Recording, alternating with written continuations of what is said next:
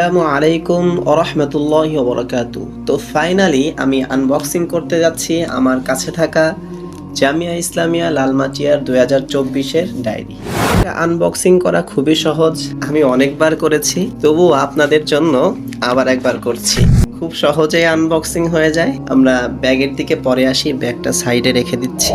আর এটা হচ্ছে এই বছরের ডায়েরি। জোসনা, ডায়েরিটি এতটাই সুন্দর এবং আকর্ষণীয় হয়েছে যে যে কারো মন জয় করে নেবে। উপরের দিকে লেখা রয়েছে বিদায় স্মৃতি 2024, অপর পাশে রয়েছে রাবেতা লালমাটিয়া, আর মাঝখানে রাবেতা লালমাটিয়া লেখাটি আরবি ক্যালিগ্রাফি করা।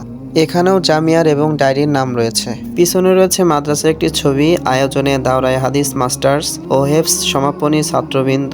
যেমনটি অন্যান্য ডায়েরিতে লেখা থাকে এখানেও সেম।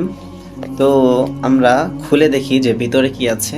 এখানে আছে স্মৃতির অ্যালবামে প্রিয় জামিয়া, অনেকগুলো ছবি আনার চেষ্টা করছে। স্মরণে প্রতিষ্ঠাতা মুহতামিম, শাইখুল হাদিস, মুহাদ্দিস, মুদাররিস, এখানে 9 জনের নাম উল্লেখ করেছে।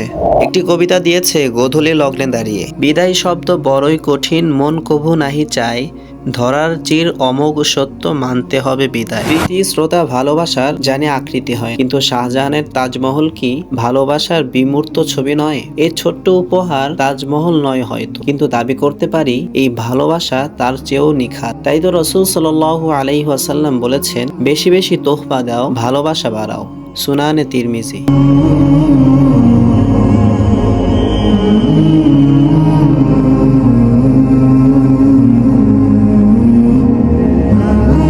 এরপর রয়েছে এক নজরে জামিয়া, দর্শনার্থীর দৃষ্টিতে প্রিয় জামিয়া, জামিয়ার দৃষ্টিনন্দন মসজিদ, জামিয়ার হেফজ বিভাগ, দাওরায়ে হাদিস, জামিয়ার দারুল ইফতা, মুহতামিম সাহেবের কার্যালয়, কুতুবখানা, হচ্ছে জামিয়ার অফিস কক্ষ, জামিয়ার শিক্ষা সচিব কার্যালয়, মেহমানখানা, শাহী মসজিদ, আনমুল ছাত্র পাঠাগার, দৃষ্টিনন্দন রাতের মিনার, মেশকাত জামাতের মসনদ।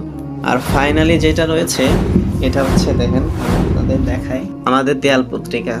এটা দেখলে এইখানে লাগে। আসলে এটা নিয়ে আমাদের অনেক স্মৃতি রয়েছে, আমরা অনেক কষ্ট করেছি। আমি অবশ্যই সেই সব ভাইদের শুকরিয়া আদায় করছি যারা পাশে ছিলেন এবং যাদেরকে নিয়ে এটা করতে পারছি। লাভ ইউ ভাই। তবে আমার কাছে এই ফিতাটা ভালো লাগেনি। এই ফিতাটা বাদ দিয়ে যদি এখানে দড়ি দেওয়া হতো তাহলে আমার মনে হয় যে ভালো হতো। এই ছিল আমাদের ডায়েরি রিভিউ। কেমন হয়েছে অবশ্যই কমেন্ট বক্সে জানাবেন। কেউ ডায়েরি রিভিউ দেয় কিনা এটা আমার জানা নেই, তবে আমি দিলাম। আশা করি আপনাদের সবার ভালো লাগছে। সবাই দোয়া করবেন, ভালো থাকবেন। আসসালামু আলাইকুম ওয়া রাহমাতুল্লাহি ওয়া বারাকাতুহু।